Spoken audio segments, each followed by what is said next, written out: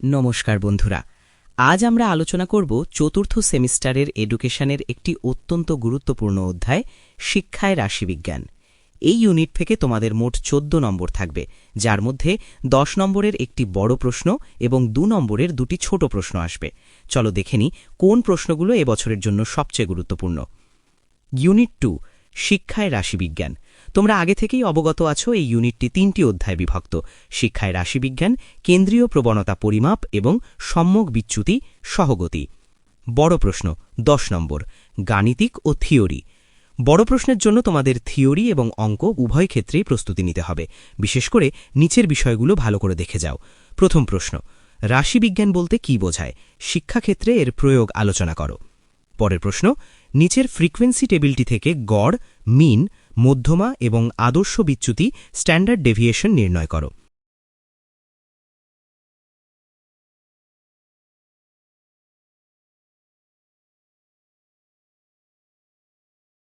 পরের প্রশ্ন, মিডিয়ান কাকে বলে? মিডিয়ান ব্যবহারের সুবিধা ও অসুবিধাগুলি আলোচনা করো। পরের প্রশ্ন, রাশিবিজ্ঞান কাকে বলে? কোনো একটি বিদ্যালয় থেকে বিভিন্ন শিক্ষাবর্ষের স্কুল ছুটের হার নিচে দেওয়া হল।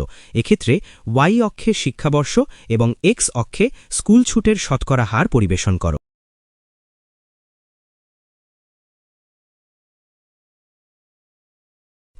পরের প্রশ্ন, আয়তলেখ ও পরিসংখ্যা বহুভুজের উপযোগিতা এবং এদের মধ্যে পার্থক্যগুলি আলোচনা করো।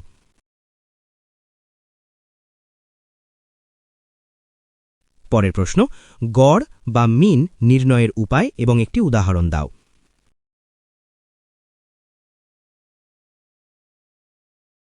নেক্সট প্রশ্ন, প্রদত্ত স্কোরগুলি থেকে হিস্টোগ্রাম ও পরিসংখ্যা বহুভুজ অঙ্কন করো। পরের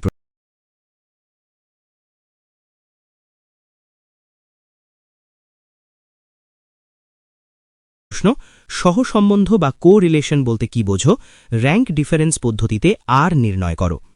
চলো পরের প্রশ্ন, কেন্দ্রীয় প্রবণতার পরিমাপকগুলো কখন ব্যবহার করতে হয়?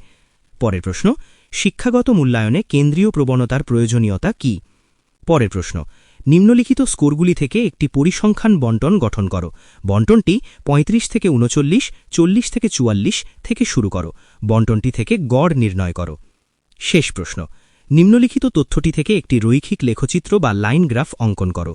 একটি বিদ্যালয়ের সহপাঠক্রমিক কার্যাবলীতে অংশগ্রহণকারী শিক্ষার্থীদের তালিকা নিম্নে দেওয়া হল। 2, ছোট প্রশ্ন 2 নম্বর। এবার আসি 2 নম্বরের প্রশ্নে। তোমাদের জন্য বাছাই করা 13টি প্রশ্ন নিচে দেওয়া হয়েছে। এর মধ্যে যেগুলোতে স্টার মার্ক দেওয়া আছে সেগুলো কোনোভাবেই মিস করা চলবে না। বাকি প্রশ্নগুলো 1-2 বার চোখ বুলিয়ে যেও। এই প্রশ্নগুলো বলে আর তোমাদের সময় নষ্ট করছে না, তোমরা দেখে নাও আর স্ক্রিনশট করে নাও।